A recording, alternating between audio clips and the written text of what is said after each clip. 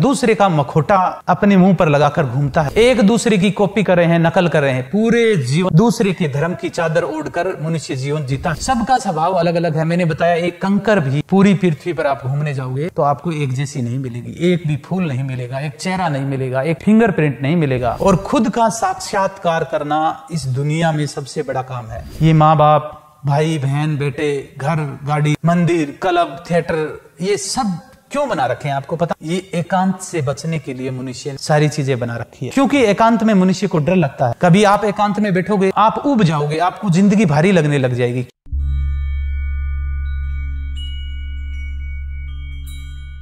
हरे रामा हरे कृष्णा। तो प्यारे सज्जनों, आज हम एक ऐसे विषय पर बात करने जा रहे हैं जिसकी वजह से आज पूरी मनुष्य जाति अशांत है, दुखी है और असफल है। कभी आपने विचार किया है कि इस सदी के लोग इतने असफल और इतने दुखी क्यों है? तो इसके बहुत सारे कारण हैं, जैसे काम, क्रोध, लोभ, मोह, अहंकार। लेकिन सबसे जो बड़ा कारण है असफलता का, वो है मनुष्य एक दूसरे से ईर्ष्या करता है, यानी जलन करता है। तो आज का हमारा जो विषय है वो है ईर्ष्या। ईर्ष्या के ऊपर हम बात करेंगे। कभी आपने विचार किया है कि मनुष्य ईर्ष्या क्यों करता है? आप कहोगे कि एक दूसरे की तरक्की से ईर्ष्या करता है। नहीं, ईर्ष्या करता क्यों है, हम उसके ऊपर बात करेंगे।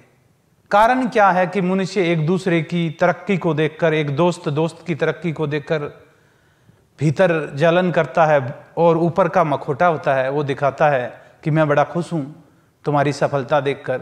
एक भाई भाई से ईर्ष्या करता है। ईर्ष्या करता क्यों है मनुष्य, हम इसके ऊपर बात करेंगे। अगर इस विषय को, इस टॉपिक को आपने अच्छे से समझ लिया, जान लिया, तो आप सफल भी हो पाओगे, सुखी भी हो पाओगे और अपना जीवन आनंद से व्यतीत भी कर पाओगे। आज से 5200 वर्ष पहले इस विषय के ऊपर भगवान श्री कृष्ण ने अर्जुन को गीता में ज्ञान दिया था कि हे अर्जुन, तू अपने स्वधर्म को पहचान। अर्जुन जब बोल रहा था कि मैं युद्ध नहीं करूंगा, मैं जंगलों में चला जाऊंगा, मैं सन्यासी हो जाऊंगा, मैं भिखारी हो जाऊंगा, लेकिन मैं युद्ध नहीं करूंगा। और भगवान श्री कृष्ण अर्जुन को समझा रहे थे कि जो तुम्हारा स्वभाव है वो सन्यासी वाला नहीं है, तुम एक क्षत्रिय हो और क्षत्रिय का धर्म होता है युद्ध करना और अपने प्रजा की रक्षा करना। यहां पर ईर्ष्या इसलिए करते हैं कि कोई भी व्यक्ति अपने स्वधर्म में नहीं जीते। अब आप कहोगे कि धर्म की क्या बात हुई? मैं उस धर्म की बात नहीं कर रहा हूं जो हिंदू, मुस्लिम, सिख, ईसाई, जैन, बौद्धिस्ट, इन धर्मों की मैं बात नहीं कर रहा हूं। प्रकृति ने हर व्यक्ति को अपना एक धर्म दिया है, उसे स्वधर्म कहते हैं, यानी स्वयं का धर्म, स्वधर्म।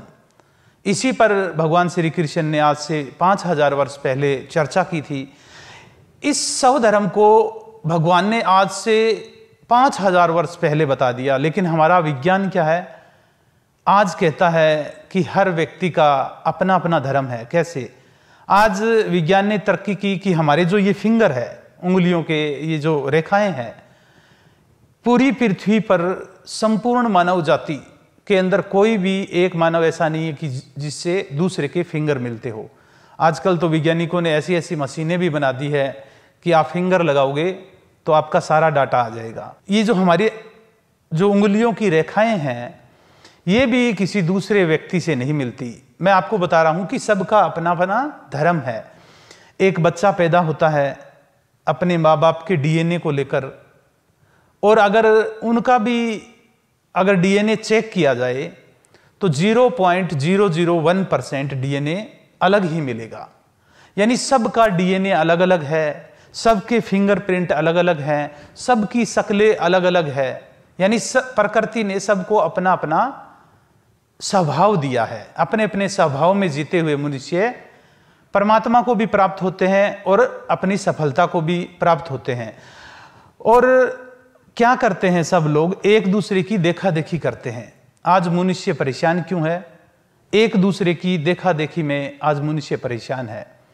एक दूसरे की देखा देखी हम करके सफल नहीं हो सकते, शांत नहीं हो सकते। एक चीज दूसरी चीज जैसी सेम हो ही नहीं सकती। एक पौधे के ऊपर गुलाब के फूल खिले हैं, आप कहते हो कि गुलाब के फूल खिले हैं, बड़े सुंदर फूल है, एक जैसे हैं। उन फूलों में एक जैसा कोई भी फूल नहीं है। मैं तो उस पौधे की क्या बात करूं, पूरी पृथ्वी पर एक फूल खिलता है, उस जैसा सेम फूल दूसरा नहीं खिलता। और भी गहरी बात करें, एक कंकर होता है, छोटा कंकर, उस कंकर की जो टुकड़ा होता है, उसकी जो आकृति होती है, उस कंकर जैसा भी दूसरा कंकर पूरी पृथ्वी के ऊपर आप खोजने निकलोगे तो आप पूरी पृथ्वी घूम लेना, आपको उस जैसा दूसरा कंकर भी नहीं मिलेगा। तो आज मनुष्य क्या है, दूसरे को देखकर, दूसरे का मखोटा अपने मुंह पर लगाकर घूमता है। आज कोई पड़ोसी कोई गाड़ी ले आया, उसको देखकर दूसरा भी वैसी ही गाड़ी लेकर आएगा। आज किसी ने घर बना लिया, दूसरा भी वैसा ही उसको देखकर घर बनाएगा। मूवी देखने के लिए चला गया मनुष्य, उसमें कैसे डायलॉग बोलते हैं वैसे वैसे ही आदमी बोलने लग जाएगा। फिल्मों में या अपने से थोड़ा बड़ा व्यक्ति जो सफल है वो कैसे कपड़ा पहनता है वैसे कपड़े पहनने लग जाएंगे। यानी कॉपी कर रहे हैं, बिल्कुल अपने आप को भूल चुके हैं, दूसरे की कॉपी कर रहे हैं। मैं आपको बताता हूं कि एक गुलाब का फूल अगर चमेली का फूल बनना चाहे तो वो कभी भी चमेली का फूल नहीं बन सकता। और मैं तो ये कहता हूं कि चमेली का फूल बनना तो दूर की बात, वो गुलाब का फूल भी नहीं बन पाएगा। कारण, इसका कारण क्या है? क्योंकि जो गुलाब की ऊर्जा थी, जो शक्ति थी पूरे जीवन में, वो किसी और जैसा बनने में चली गई। अब ना तो वो चमेली का फूल बना, ना वो गुलाब का फूल बना। मैं कहता हूं आप जो हैं वो बन जाएं। गुलाब का फूल गुलाब का ही बने, चाहे छोटा ही क्यों ना बने, कम से कम गुलाब का फूल बने। हम हैं, हम क्या है, हम ही बने। 3 इडियट मूवी के अंदर भी यही बताया गया है कि तुम्हारा स्वभाव क्या कहता है, तुम्हारा जो गुण धर्म है वो क्या कहता है, उसके हिसाब से आप कार्य करें, कर्म करें, सफलता आपके पीछे झक मार के आएगी। तो कहने का मतलब क्या है, उस मूवी में ये संदेश है कि आप क्या बनना चाहते हो। एक पड़ोसी का बेटा डॉक्टर बन गया, हम देखकर उसको डॉक्टर बनने की लाइन पर चल पड़ते हैं। एक पड़ोसी का बेटा नौकरी लग गया, हमारे घर वाले बोलते हैं कि देख पड़ोसी का बेटा कामयाब हो गया, नौकरी लग गया, तुम भी उसकी तरह नौकरी लग। सबकी मंजिलें अलग अलग हैं, सबके मार्ग अलग अलग है। अगर आप दूसरे के मार्ग पर चलोगे तो आप अपनी मंजिल पर कभी नहीं पहुंच पाओगे। हम अपने मार्ग पर, हम अपना खुद मार्ग बनाएंगे तो ही हम अपनी मंजिल पर पहुंच पाएंगे। और आज सारे मैप तैयार है, मैप जो तैयार कर दिया है उसी पर पूरी दुनिया चलती है, एक दूसरे की देखा देखी। एक छोटा है वो अपने बड़े से देखेगा, एक बड़ा है वो अपने उससे बड़े को देखेगा, उससे बड़ा है वो उससे बड़े को, एक दूसरे की कॉपी कर रहे हैं, नकल कर रहे हैं। पूरे जीवन दूसरे के धर्म की चादर ओढ़कर मनुष्य जीवन जीता है और पूरे जीवन में ये भी नहीं जान पाता कि मैं कौन हूं, मैं क्या कर सकता हूं, मैं इस पृथ्वी पर क्यों आया हूं, मेरा गुण धर्म क्या है। कभी भी जो मैप बने हुए हैं उन्हीं मैप के ऊपर चलते हैं। भगवान श्री कृष्ण ने बांसुरी बजाई, लोग बाजार में जाते हैं, बांसुरी खरीद के लेके आते हैं और बांसुरी बजाते हैं। भगवान श्री कृष्ण ने बांसुरी किसी को देखकर नहीं बजाई थी, वो उनका स्वभाव था, उनको आनंद मिल रहा था बांसुरी बजाने में। बुद्ध आंखें बंद करके बैठ गए, आप आंखें बंद करके बैठोगे 2-5 मिनट में ही आपके अंदर विचारों का जो भूचाल चल रहा है वो आंखें आपकी वापस खोल देगा। क्योंकि हम देखा देखी करते हैं, और देखा देखी में आप कहीं भी चले जाना, चांद पर भी चले जाना, वहां का भी मैप तैयार है। लेकिन हमें क्या करना पड़ेगा? अगर सफल होना है, शांत होना है, आनंद में जिंदगी को जीना है, तो हमें क्या करना पड़ेगा? हमें एक दूसरे की कॉपी नहीं करनी, हमें किसी की ईर्ष्या नहीं करनी कि ये ऐसा है तो मैं ऐसा क्यों नहीं हूं। सबका स्वभाव अलग अलग है। मैंने बताया एक कंकर भी पूरी पृथ्वी पर आप घूमने जाओगे तो आपको एक जैसी नहीं मिलेगी, एक भी फूल नहीं मिलेगा, एक चेहरा नहीं मिलेगा, एक का भी फिंगरप्रिंट नहीं मिलेगा। कुछ चीजें, सबका डीएनए सब अलग अलग है, तो सबका गुण धर्म अलग अलग है। आप अपने गुण को पहचाने, अपने भीतर जाएं, अपना सब अध्ययन करें। हमें क्या करना पड़ेगा? हमारा धर्म पहचानने के लिए हमें सबसे पहले हमारा स्वयं का अध्ययन करना पड़ेगा।